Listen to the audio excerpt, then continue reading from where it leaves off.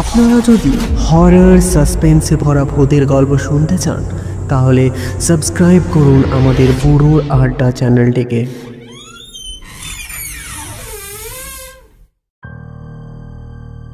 ঘটনাটা বেশি পুরনো নয়, আজ থেকে ঠিক 24 দিন আগেই ঘটেছিল।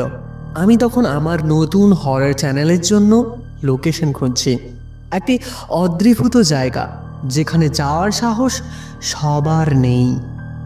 একদিন সন্ধ্যায় আমার কাছে একটা ধুলো ভর্তি প্যাকেট আসে, ওপরে লেখা for your next horror story. প্যাকেটের কোণে তাকালাম, কিন্তু প্রেরক কে তা জানা যায়নি, অজ্ঞাত। আমি মনে করলাম হয়তো কেউ আমার চ্যানেলের ফ্যান, যে প্যাকেটটি আমার জন্য পাঠিয়েছে তার একটা রিয়েল ঘটনাকে উল্লেখ করে। প্যাকেটটা বেশ বড়ই ছিল, প্যাকেটের ভেতরে আরও কিছু জিনিস ছিল। তার মধ্যে একটা রয়েছে পুরনো ক্যামেরা। 1998 সালে এই ক্যামেরা তৈরি হয়েছিল, ফিল্ম রোলের ক্যামেরা, আর সাথে একটা চিরকুট। এর আগেও আমি অনেকবার কোনো না কোনো দিন চিঠি বা কোনো ধরনের গিফট পেয়েছি, কিন্তু এই ধরনের একটা গিফট আমি আশা করিনি। সেই চিরকুটে লেখা রয়েছে, রাত 12টার আগে যেন ছবি তোলা না হয় সেই ক্যামেরা দিয়ে। আরও একটা সতর্কবার্তা ঠিক তার পেছনে লেখা রয়েছে, পেছন দিকে তাকাবে না যখন ওই ক্যামেরা দিয়ে ছবি তুলছ। কালিটা দেখে আমার মনে হলো যেন এটা রক্ত দিয়ে লেখা। লেখাটা দেখার সাথে সাথে গায়ে যেন কাঁটা দিয়ে উঠল।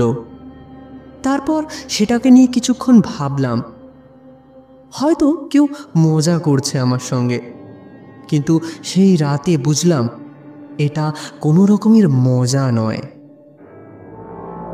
সেই রাত বাজে 11:47, প্রায় গভীর রাতের কাছাকাছি।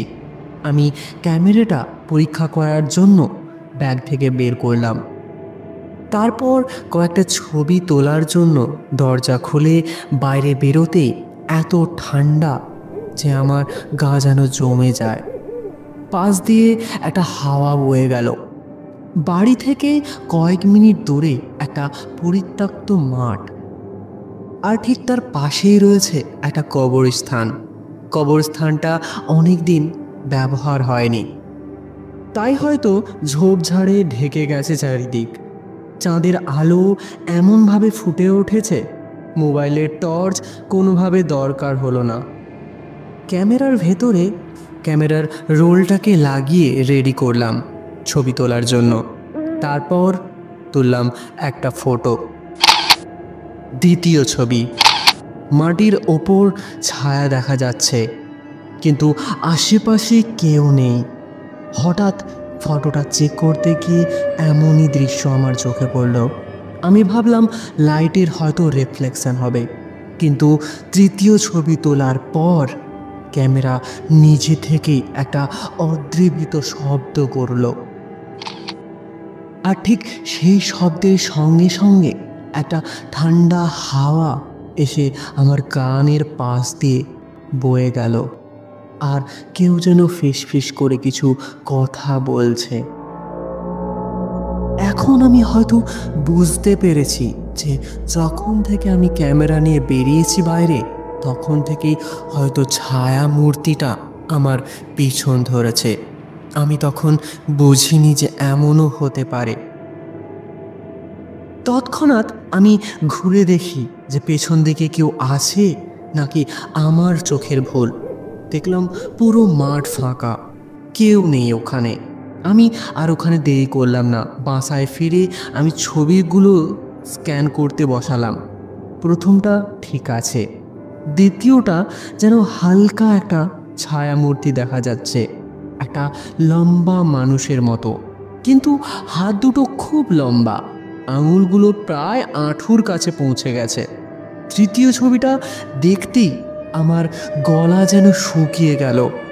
আমার গা দিয়ে যেন ঠান্ডা বাতাস বয়ে যাচ্ছে। ছবিতে আমি দাঁড়িয়ে আছি আর হাতে ক্যামেরা, কিন্তু তার পেছনে রয়েছে এক অদ্রিভূত ছায়ামূর্তি। ঠিক আমার কানের কাছেই তার মুখদর্পণ। সে যেন আমার কানে কানে কিছু বলতে চাইছে। তার চোখ দুটো অন্ধকার, যেন মনে হচ্ছে চোখ দুটোকেও যেন উপড়ে ফেলেছে। ভয়ে আমার গা হাত পা কাঁপলেও আমি ছবিটিকে জুম করে যতই দেখি একটি জিনিস টের পাই। ছায়াটা শুধু আমার পেছন না, সেটা যেন চাইছে ওই ছবি থেকে বাইরে বেরিয়ে আসতে। বুঝতে পারছি না যে ছবির ভেতরে রয়েছে নাকি বাইরে। রাত 2টো বাজে। হঠাৎ দরজায় টকটক শব্দে চমকে উঠলাম আমি। বাইরে কেউ নেই, কিন্তু এত রাতে দরজায় কে ঠোকর দিচ্ছে? দরজাটার চারিদিকে আমি ভালো করে চেক করলাম, কেউ নেই। তারপর দরজাটা আবার বন্ধ করে ফিরে এলাম ওই টেবিলে যেখানে আমার ক্যামেরা আমি চেক করছিলাম। সব কিছু বন্ধ করে দেওয়ার পরেও দেখলাম ক্যামেরাটা খোলা, আর সেই ছবিটা আবার জুম হয়ে রয়েছে। এবার ছবিতে শুধু তার মুখ না, চোখ ফাঁকা গর্তটা যেন লাইভ দেখা যাচ্ছে, যেন মনে হচ্ছে সেটা জীবন্ত। হঠাৎ ক্যামেরার লেন্স থেকে একটা স্পেশাল শব্দ ক্লিক হলো। বুঝলাম না, যেন মনে হলো কেউ নিজে থেকেই ছবি তুলছে। আমি একবারের জন্য ক্যামেরায় ক্লিক করিনি, তবে এই শব্দ কোথা থেকে এলো? এই শব্দ আবার আমার গায়ে কাঁপুনি যেন জমে বসেছে। গলা দিয়ে কোনো আওয়াজ বেরোচ্ছে না। পাশের রুমে মা শুয়ে রয়েছে, কিন্তু কোনোভাবে ডাকতে পারছি না। যেন মনে হচ্ছে কেউ যেন আমার গলা চেপে ধরেছে। তারপর কিছুক্ষণ বসার পর যখন সব কিছু শান্ত হলো, ক্যামেরাটা খুলে দেখি, হ্যাঁ, সত্যিকারেরই একটা ছবি তুলেছে কেউ। আমার ঘরের ভেতরের ছবি। আমি যখন দাঁড়িয়ে আছি ঠিক সেই জায়গা থেকে তোলা, কিন্তু ছবিতে আমি নেই। যদি আমি ছবিতে নাই থাকি, তাহলে ক্যামেরা কাকে দেখে ছবিটা তুলল? ঠিক তখনই আমার ঘরের কোণ থেকে একটা শব্দ এলো, যেন কারোর ভেজা পায়ের ছাপ মেঝেতে পড়েছে। কেউ যেন হেঁটে গেছে। আমি পেছনে ফিরে তাকালাম, না, কেউ নেই। আমি কাউকে দেখতে পাইনি, কিন্তু গায়ের লোম খাড়া হয়ে গেল, কারণ ছায়াটা এখনো আমার পাশের দেওয়ালে দেখা যাচ্ছে।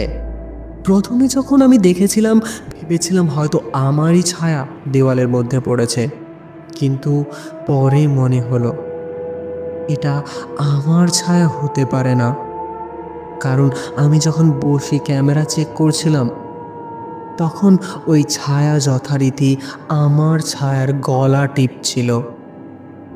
তারপর আমি নয়, ফ্রন্ট ক্যামেরা অন হয়ে গেল স্ক্রিনে। আমি কিন্তু আমার পেছনে একটা লম্বা কালো ছায়া দাঁড়িয়ে রয়েছে। এবারের মতো মাথা যেন ঝুঁকিয়ে আছে, মুখটা ঠিক করে দেখা যাচ্ছে না। তারপর আবার ছবি উঠল।